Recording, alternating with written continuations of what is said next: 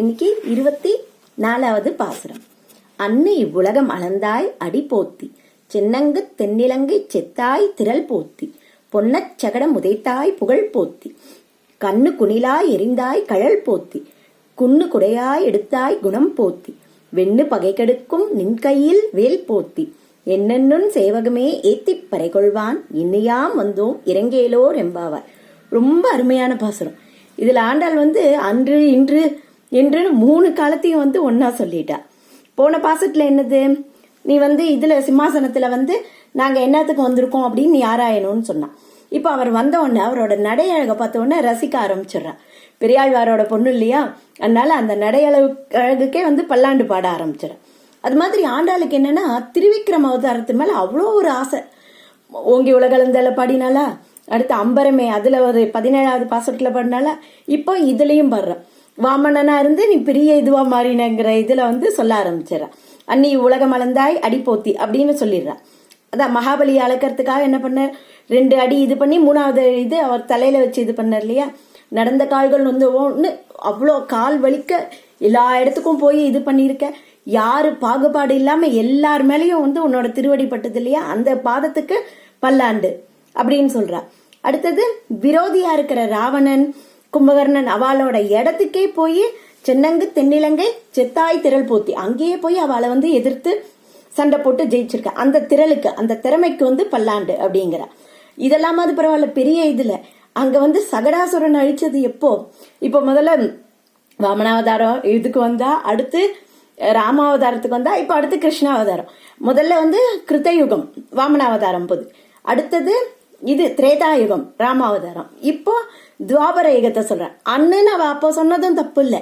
ஏன்னா ஆண்டாள் பிறந்து இது திருப்பாவை பாடும்போது அது முன்னாடி காலம்தான், அதனால அண்ணுன்னு சொல்றதும் சரி, அன்றுன்னு சொல்றதும் இதுதான். அப்படி இது பண்றா. அப்ப சகடாசுரன் என்ன பண்ணாரு, சின்ன குழந்தை தொட்டில படுத்துட்டு இருக்கிற குழந்தை, அப்படி இருக்கும்போது பொன்னச்சகடம் உதைத்தார், அந்த சக்கரத்தை காலால உதைச்ச இல்லையா, அந்த இதுக்கு பாதத்துக்கு பல்லாண்டு அப்படின்னு சொல்றா. அப்புறம் அடுத்து வர்றது என்னது, 2 அரக்கன் வத்சாசுரனும் கபித்சாசுரனும் 2 பேருமா என்ன பண்ணா, ஒருத்தன் கண்ணுக்குட்டியா வந்தா, ஒருத்தன் விளாமரமா நின்னு. பெருமாள் என்ன பண்ணார், கண்ணுக்குட்டியை எடுத்து சுத்தி விளாமரத்தை எரிஞ்சார். இதையே கண்ணுக்குட்டியே கோலா கொண்டு அடிச்சு இது பண்ணிட்டார் இல்லையா.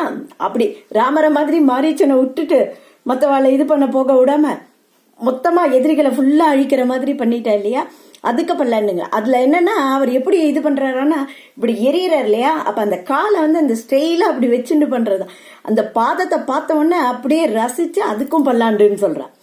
இதுக்கப்புறம் என்ன ஆகுது, ரொம்ப சந்தோஷமா இது அந்த குஞ்சித பாதம், அந்த காலை அப்படி வச்சிருக்கிற இது, அதுக்கு அந்த பாதங்கள் இந்த சிறந்த பாதத்தை பார்த்துட்டு பல்லாண்டு போற்றி கழல் போத்தின்னு சொல்ற. அப்புறம் குண விசேஷத்தை சொல்ற. அதுக்கு என்னன்னா, இந்திர பூஜை பண்றத கிருஷ்ணன் இது இந்திர பூஜை பண்ண வேண்டாம்னு சொல்லி கோவர்தனகிரிக்கு பூஜை பண்ணா இல்லையா. அதுக்கு இந்திரன் என்ன பண்ணினா, ஃபுல்லா மழையா அவ்வளோ பெருமழையை பெஞ்சு எல்லாரையும் அழிக்கிறதுக்கு பார்த்தான். அப்ப இவர் என்ன பண்ணார், கோவர்தனகிரியை தூக்கி கொடையா இது பண்ணார். அப்புறம் அவனே உணர்ந்து மன்னிப்பு கேட்டு இதுவாயிடுது 7 நாளுக்கு அப்புறம். ஆனா அவனை அழிக்காம பழச்சு போன விட்டதோட எல்லாமே என்ன, இந்திரனோட பையன் தானே அர்ஜுனன், அவனுக்கு தேரோட்டியா போயிருக்கார். அவ்வளோ உன்னோட அந்த குணத்துக்கு பல்லாண்டுன்னு இது பண்றார் பாட்டு.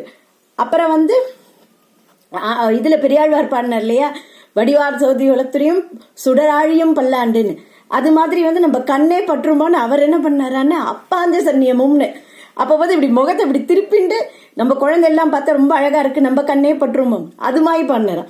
அது மாதிரி இவ ஆண்டாள் பெரியாழ்வார் பொண்ணு இல்லையா, இப்ப அவ என்ன பண்றான்னா, பகைவரை வெண்ணு கொடுக்கும் வேல் போத்திங்கிறா.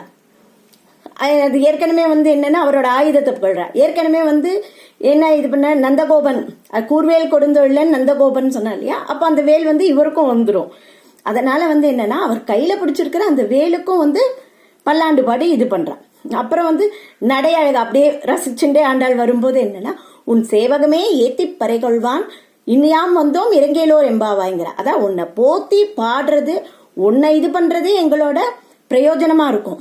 அதுக்கு நீ என்ன பண்ணணும்னா, இறங்கி எங்களுக்கு அருள் புரியணும், அதுக்குதான் நாங்க இங்க வந்திருக்கோம் அப்படின்னு சொல்லி இந்த பாசத்துல முடிச்சிடறான்.